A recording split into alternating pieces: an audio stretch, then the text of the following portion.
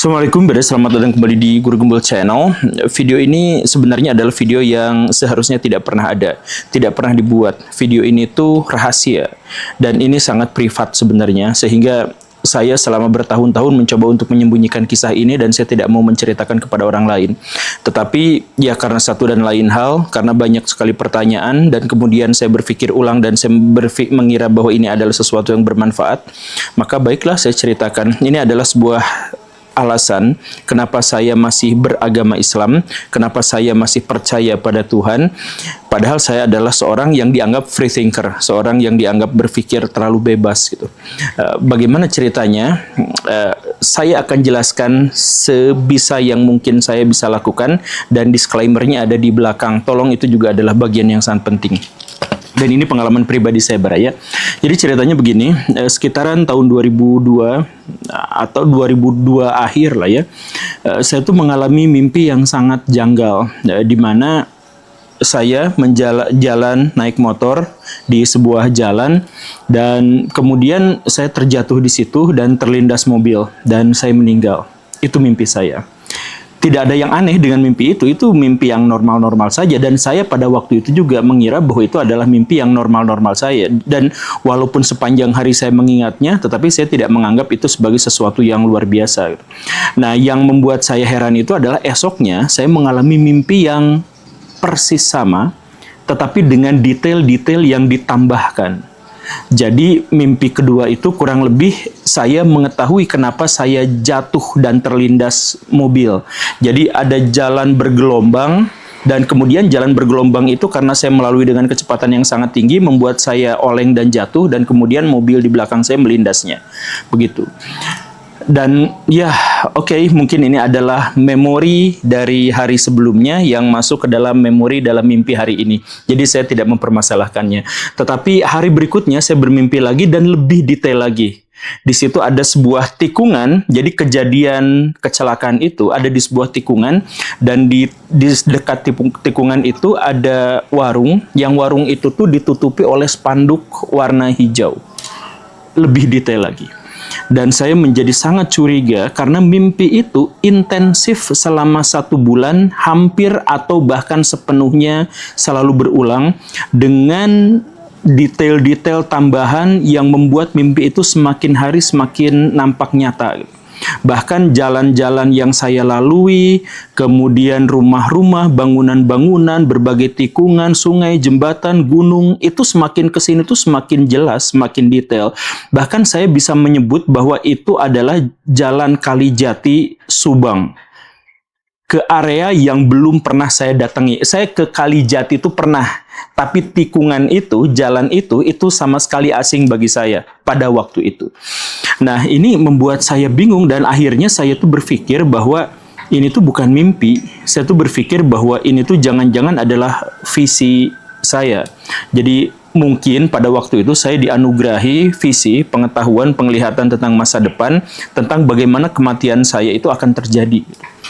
Saya berpikirnya pada waktu seperti itu karena mimpi itu berulang sekitar 1 bulan dan semakin hari itu semakin detail, semakin jelas. Jadi ya sudahlah, saya tidak merasa khawatir, saya tidak merasa goncang, saya tidak merasa resah dan ketakutan. Saya menjalani kehidupan seperti biasa dan baik-baik saja. Cuman pada waktu itu mulai ada perasaan-perasaan ketenangan yang luar biasa. Dan ini saya pikir adalah sesuatu yang harus disyukuri karena saya akhirnya mendapatkan anugerah di mana saya bisa mengetahui apa yang terjadi di masa depan dan saya mungkin bisa mempersiapkan lebih baik gitu. Walaupun pada waktu itu saking tidak resahnya saya tidak melakukan pertobatan, tidak apa ya, biasa-biasa aja gitu pada waktu itu. Tetapi seiring berjalannya waktu semakin lama semakin dekat karena di dalam mimpi itu saya diberitahu lokasinya, tempat kejadiannya, bahkan jam berapa kejadian itu terjadi. Maka saya pas hari H, sekitar 10 Februari 2003, saya mempersiapkan semuanya. Saya mempersiapkan motor saya, kemudian jaket kulit saya, dan kemudian berangkat di jam yang diperkirakan saya akan datang sampai di lokasi itu jam segitu.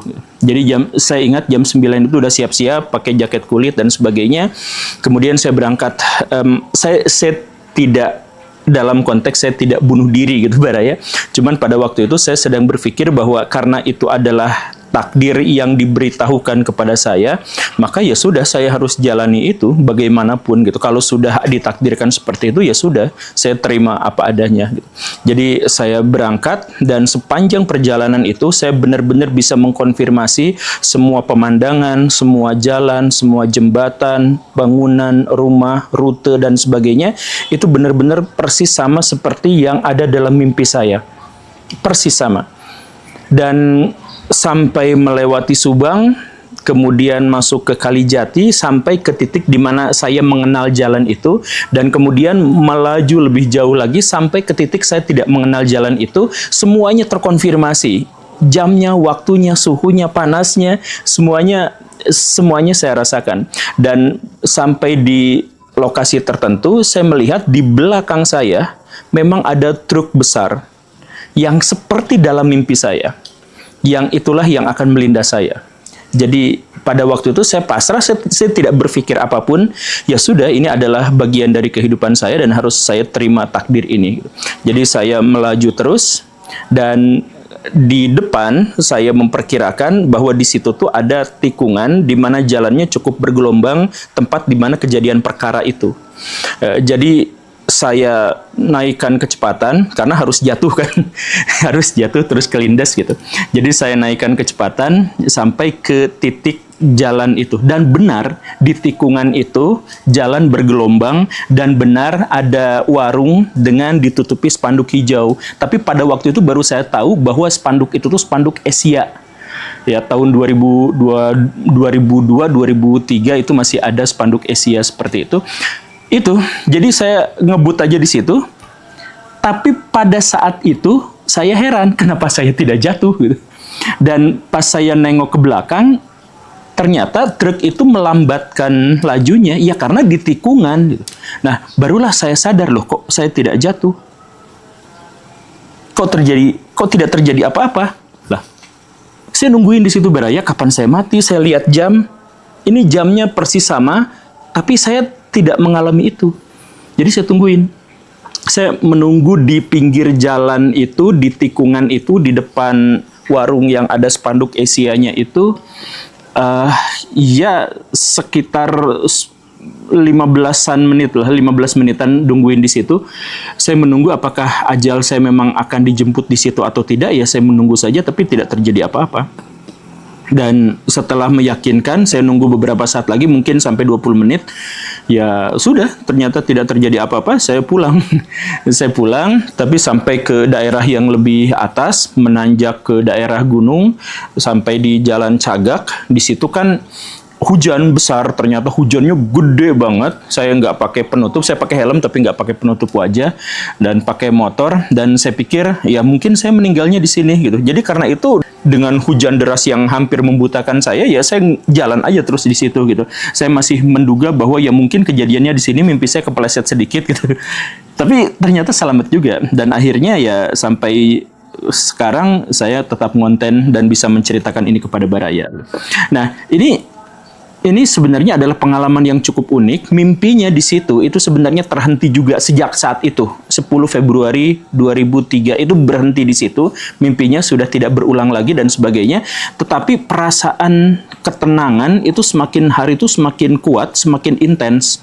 Jadi saya tuh merasakan ketenangan yang sangat luar biasa, dan ada di sebuah titik yang bisa saya jabarkan sebagai saya tidak bisa merasakan sakit hati.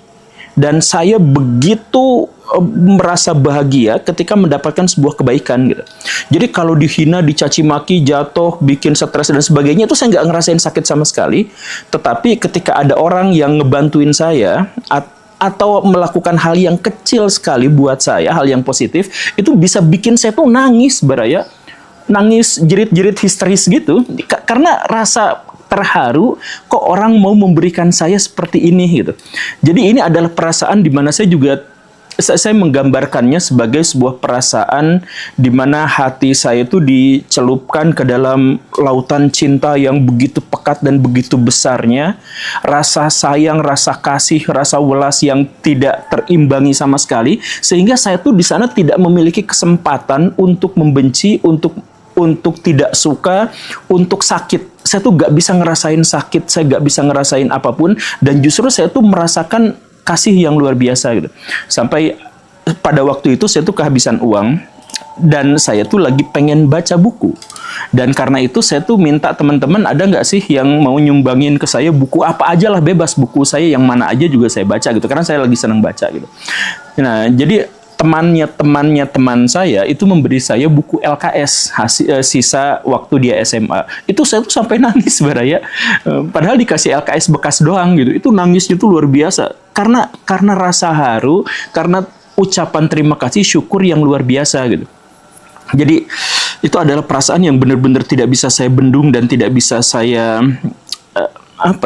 saya sulit untuk menjelaskan bagaimana perasaan itu. Tetapi perasaan itu bahkan mengantarkan saya kepada kegilaan. Jadi saya cukup waras untuk sadar bahwa saya tuh gila pada waktu itu, ODGJ. Kenapa seperti itu? Karena saya tuh sampai nge-WA teman-teman saya, teman-teman di kelas, teman-teman dekat saya, untuk ya silakan bunuh saya dengan cara yang paling kejam sekalipun. Itu saya WA-in semua gitu, teman-teman saya tuh. Jadi saya tuh pengen mati, bukan pengen mati, tetapi saya pada waktu itu merasakan dan membayangkan seandainya saya ditimpakan rasa sakit yang sangat besar, saya tetap tidak akan bisa merasa sakit itu gitu. Saya sedang dalam euforia kesenangan yang luar biasa gitu. Senang, merasa sangat indah dan sebagainya. Jadi saya tuh bilang, saya mau dikuliti, saya mau dimutilasi hidup-hidup, mau dibakar, mau disiksa sedemikian berat pun, saya tuh pasti tetap akan merasakan cinta gitu. Dan bahkan saya tuh kepikiran seandainya pun saya masuk neraka, saya ikhlas, saya bisa bertahan, saya yakin dengan berbagai siksaannya. Karena pada waktu itu saya merasa kasih yang luar biasa, dan rasa kasih itu, rasa senang itu, rasa kebahagiaan itu bisa mengalahkan rasa sakit yang sedahsyat apapun. Saya meyakini itu. Jadi saya gak bisa merasakan rasa sakit, saya hanya bisa merasakan cinta, rasa syukur, ucapan terima kasih, welas, dan hal yang semacam itu. Gak bisa merasakan hal-hal yang negatif, dan akhirnya yaitu mengalami kegilaan itu. Jadi dan itu tuh memuncak sampai ada di level saya tuh mendengar, melihat, merasakan sesuatu yang seharusnya tidak saya rasakan. Jadi ini dalam keadaan kegilaan saya gitu ya, Baraya. Jadi saya misalkan ya naik motor, pulang dari Cililin, saya ingat ini awal mula pengalamannya. Pulang dari Cililin naik motor, di kanan kiri jalan itu kan penuh tanaman, pepohonan, vegetasi, ada danau dan sebagainya. Itu saya merasakan bahwa mereka semua tuh berzikir kepada Allah Subhanahu wa taala dengan suara yang intens. Jadi daun per daun, ranting setiap ranting, batang per batang, semuanya itu berzikir. Penuh sekali, kuping saya tuh penuh sekali, Baraya. Otak saya tuh penuh, gak tahan saya. Sampai akhirnya saya memberhentikan motor saya di pinggir, kemudian saya duduk di situ, saya nangis. Saya benar-benar gak tahan dengan suara-suara yang benar-benar memenuhi benak saya gitu. Terus-terusan rasa zikir gitu. La ilaha illallah, la ilaha illallah, subhanallah. Penuh sekali, semuanya tuh penuh gitu. Dan ketika intensitas suara itu mulai berkurang, baru saya lanjutkan perjalanan. Tetapi begitu sampai ke danau, suara itu muncul lagi, dan itu dari danau gitu. Rasa itu benar-benar gak kuat berai. Jadi saya benar-benar menyimpulkan bahwa pada waktu itu saya benar-benar gila gitu. Karena saya merasakan mengindra sesuatu yang tidak seharusnya saya indra gitu. Saya pulang, dan pada waktu itu ya kerjaan saya itu selama 2 bulan itu ya berinteraksi dengan orang lain senormal mungkin, tapi sedikit-sedikit nangis, sedikit-sedikit terharu gitu. Dapat pujian dari orang lain, nangisnya luar biasa gitu. Dikasih sesuatu bantuan gitu ya, nangisnya luar biasa, dan seterusnya dan seterusnya. Ini intens selama sekitar 1 bulan berikutnya, itu saya merasakan hal yang seperti itu. Dan pada akhirnya ada satu kejadian yang mengakhiri semuanya.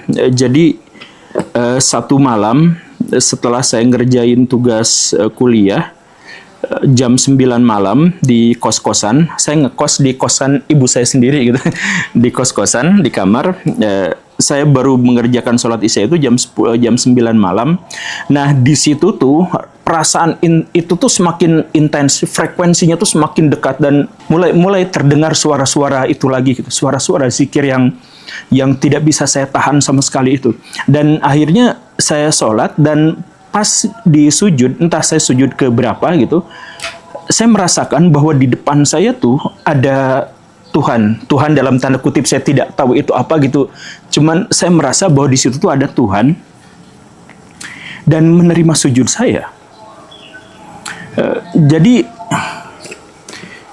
saya nggak berani bangun karena saya berkeyakinan penuh kalau saya bangun saya akan melihatnya. Dan karena saya adalah seorang hamba yang didoktrin dalam ajaran agama Islam tidak mungkin bisa melihat Tuhan, atau akan terlalu kurang ajar untuk mengaku bisa melihat Tuhan, maka saya nggak bangun dari situ. Tapi saya benar-benar merasakan, ya di situ tuh ada Tuhan di depan saya ketika saya sedang bersujud. Ya, ini bahkan sampai sekarang juga saya masih sangat emosional untuk bisa menceritakan itu. Saya mohon maaf kepada Baraya. Itu membuat saya tuh tidak berani untuk bangun dari sujud tuh selama mungkin 1 jam. Saya menduganya 1 jam, dan saya hanya menangis saja. Dalam keadaan sujud saya nggak membaca bacaannya, nggak apa, cuma nangis aja di situ karena takut kalau saya bangun saya bisa melihatnya. Ya, saya mohon maaf ya, agak terbawa emosi. Oke. Nah, situasi itu membuat saya tuh serba salah gitu. Jadi mau bangun takut ngelihat, tapi nggak bangun juga ya gimana juga. Tapi itu adalah perasaan yang paling intens yang bisa saya rasakan sebagai manusia. Dan di situ saya gak mungkin bisa kepikiran tentang rasa sakit, gak bisa kepikiran tentang penderitaan, gak bisa kepikiran tentang apapun. Itu sepenuhnya saya jatuh dalam lautan cinta. Lautan cinta ilahi lah, anggaplah seperti itulah ya. Jatuh ke dalam lautan itu, saya tenggelam, saya mengap-mengap di dalamnya, tapi saya merasakan kebahagiaan yang luar biasa. Nah, itu kemudian mulai turun lagi, perasaan itu mulai turun lagi, dan akhirnya saya bangun dari sujud itu. Kemudian saya menyelesaikan sholatnya, walaupun saya tidak tahu itu saya rakaat keberapa. udah blank aja, semuanya udah blank. Dan setelah itu ya sudah, saya kembali ke komputer, kemudian main game Red Alert, saya ingat, untuk bisa meredakan situasi emosi saya yang ya aneh, saya pikir. Dan setelah itu ya sudahlah. Tapi pada waktu itu saya nggak tahu itu menyebutnya apa, tapi ada semacam sejumlah pertanyaan-pertanyaan yang terkait dengan visi kehidupan saya gitu, termasuk tawaran kematian, masuk surga, dan bla bla bla. Saya nggak akan menceritakan itu karena itu terlalu privat. Tetapi itulah yang akhirnya membuat saya tuh punya visi kehidupan, dan saya tuh merasa hidup tuh menjadi lebih baik. Dan oke, setelah ada perjanjian itu, saya privat ya, perjanjiannya apa saya juga skeptis dengan itu gitu ya, hanya bisikan-bisikan aja gitu ya. Nah, setelah itu ya sudah, saya tuh perasaan-perasaan yang aneh itu mulai hilang lagi, mulai redup lagi, dan biasa-biasa lagi. Jadi saya nakal lagi, saya suka sakit hati lagi, kesombongan dan ego saya mulai muncul lagi. Ya seperti biasa lagi pada akhirnya gitu. Dan sampai sekarang juga masih seperti itu, walaupun dalam beberapa momentum sengaja atau tidak sengaja perasaan-perasaan itu bisa muncul lagi gitu, sampai sekarang. Cuman intensinya nggak besar, nggak ini, dan saya tuh dalam tanda kutip bisa memanggil mode itu gitu. Jadi kalau mode gerbang ke-8 dibuka. Tapi ya setidak-tidaknya saya dapat bekal itu gitu, dapat bekal dari perjanjian privat itu gitu ya. Saya nggak akan ceritakan. Kenapa saya nggak menceritakan dan kenapa saya harus merahasiakan ini kepada Baraya semua selama ini? Ya pertama karena sebenarnya ini tuh nggak rahasia-rahasia amat gitu. Jadi teman-teman dekat saya yang dulu sering dikirimi WA yang aneh-aneh sama saya tuh ya pasti masih bisa bersaksi kepada orang-orang. Kemudian ada teman dekat saya, sahabat saya namanya Mahe, dia benar-benar mengikuti alur kejadian saya pada waktu itu gitu. Jadi dalam kegilaan, karena ini teman paling dekat saya gitu. Jadi ketika saya nangis, ketika saya jadi gila, ketika saya jadi apa segala rupa dia mengikuti apanya, dan dia juga termasuk orang yang mengetahui isi perjanjian saya itu apa. Jadi mungkin satu waktu juga ini akan bocor gitu. Dan saya juga sempat membocorkan ini tuh dalam forum lintas agama di satu channel yang kurang terkenal. Saya nggak tahu, sekarang mungkin sudah lebih terkenal, dan saya juga pernah membocorkan itu. Jadi ketika semakin banyak pertanyaan-pertanyaan, ya sudahlah, apa boleh buat, saya juga toh itu juga sudah sedikit bocor gitu, jadi saya ceritakan saja kepada Baraya gitu, hal yang lebih utuh dan lebih detail lagi. Tetapi alasan lain yang lebih penting kenapa saya tidak mau menceritakan kepada Baraya selama bertahun-tahun itu, ya karena saya tuh nggak mau jualan yang gituan. Saya nggak mau jualan keajaiban, kesucian, apa segala rupa. Saya lebih berpikir ngajak Baraya untuk berpikir skeptis agar hidup Baraya lebih baik daripada berpikir bagaimana caranya Baraya mengagumi saya. Orang-orang di Indonesia kalau dapat cerita-cerita yang seperti itu kan pasti langsung anggap saya cerita ini itulah, atau iya, saya nggak mau hal-hal yang semacam itu gitu. Saya melawan itu semua. Kalau misalkan ada cerita-cerita yang semacam ini, itu privat, urusan dirinya saja. Dan kalau memang itu benar-benar yang dia temukan itu adalah Tuhan atau apa, itu juga kan dia tidak bisa ceritakan kepada orang lain bahwa dia benar-benar bertemu dengan Tuhan. Saya kan masih membuka aja kemungkinan bahwa itu bukan Tuhan, bisa aja yang lain-lain gitu kan. Ya, kita membuka kemungkinan untuk itu. Dan saya juga masih, sampai sekarang saya masih bisa menemukan sisi keraguan dalam pengalaman itu. Ya, misalkan pada waktu itu saya tuh kan lagi bikin karya ilmiah akhir, skripsi. Dan teman-teman saya juga saya bantu untuk bikin skripsi, dan karena itu saya tuh intensif sekali untuk membaca, sampai saya berinteraksi dengan lebih dari 1000 buku dalam 6 bulan, dalam 3 bulan bahkan. Ya, dalam 3 sampai 6 bulan itu saya berinteraksi dengan ribuan buku, dan beberapa banyak buku diantaranya adalah buku-buku keagamaan, dan mungkin itulah yang menyebabkan saya mengalami delusi atau halusinasi atau wahan, atau fake memory dan sebagainya. Ya bisa aja seperti itu. Saya membuka kemungkinan bahwa apa yang saya alami bukan benar-benar pengalaman spiritual yang luar biasa. Saya tetap membuka pemahaman bahwa bisa saja itu adalah atau manifestasi dari keresahan saya. Karena pada waktu itu saya mau lulus kuliah, tetapi pekerjaan-pekerjaan yang menunggu saya itu adalah pekerjaan di luar pulau, pekerjaan di luar lingkungan reguler saya, di agama yang lain, di apa yang lain dan sebagainya. Ya mungkin keresahan itu memanifestasi dalam pikiran-pikiran yang kalut dan akhirnya mewujud pada kegilaan itu. Saya membuka kemungkinan untuk itu.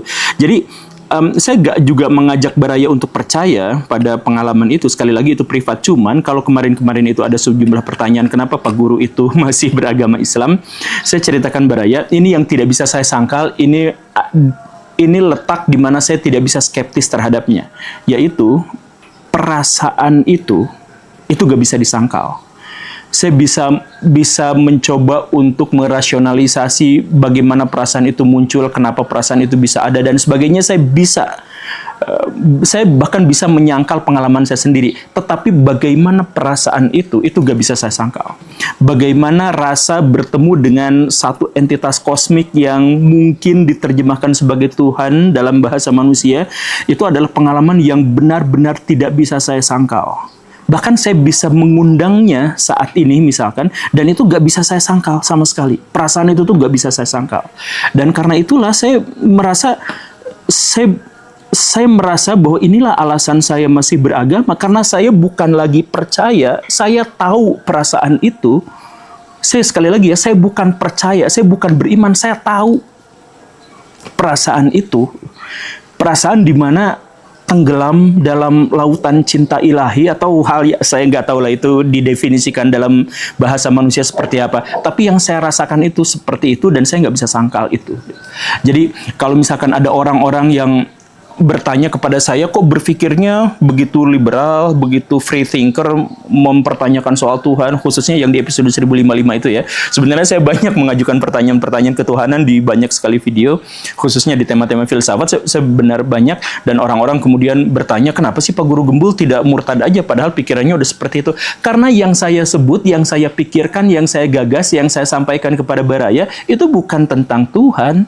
Sistem teologi itu, atau pemikiran, atau teori, atau gagasan teologi, gagasan filsafat, dan sebagainya, itu tidak bisa menjamah Tuhan yang dalam tanda kutip yang saya rasakan pada waktu itu beda hal, itu beda ranah. Jadi kalau saya menceritakan bahwa Tuhan itu maha sombong lah, Tuhan itu bisa saja jahat lah, dan lain sebagainya, itu ada di ranah antara Tuhan yang sejati, yang tidak bisa kita pahami kecuali ya sama sekali tidak bisa kita pahami, dengan Tuhan yang menjadi konsepsi manusia. Kan kita beragama itu konsepsi manusia kan, fikih itu buatan manusia kan, tafsir itu buatan manusia kan, ilmu mantik itu buatan manusia kan, filsafat dengan demikian juga itu semuanya adalah hasil olah pikir manusia. Jadi ada orang-orang yang mencoba untuk menjelaskan tentang Tuhan dan sebagainya, dan kemudian menjadikan diskursus, menjadikan bahan perdebatan dan sebagainya, itu ada di ranah buatan-buatan manusia itu. Dan saya tidak berkeberatan untuk ikut sampai titik terdalam di situ, ya karena saya merasakan bahwa Tuhan itu nggak ada di situ.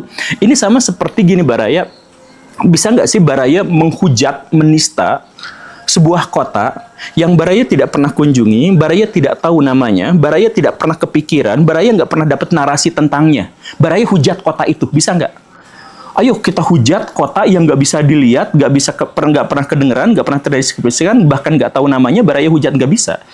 Seperti itulah, kita tuh nggak bisa menghina Tuhan. Karena kita bahkan nggak pernah bisa tahu gitu. Jadi yang kita hina, yang kita hujat adalah konsepsi pemikiran manusia tentang Tuhan. Jadi kalau misalkan kemarin-kemarin ada seorang ustadz yang dianggap menghina Kristen gitu ya, soal bidannya di mana dan lain sebagainya. Nah, dia tuh sedang menghina konsepsi manusia tentang Tuhan, bukan menghina Tuhannya. Dan dia memang layak untuk dihukum karena dia menghina kepercayaan orang gitu. Dia menghina gagasan komunitas tertentu. Dia layak untuk dapat hukuman. Tapi apakah dia benar-benar menghina Tuhan? Enggak. Tuhan enggak ada di situ, Baraya. Jadi Baraya mau kayak gimana pun, mau menjelaskan Tuhan ateis-ateisnya, Baraya mau menjelaskan Tuhan seberiman-berimannya, pakai fikih, pakai mantik, pakai tafsir, ahli bahasa, tata apa segala rupa.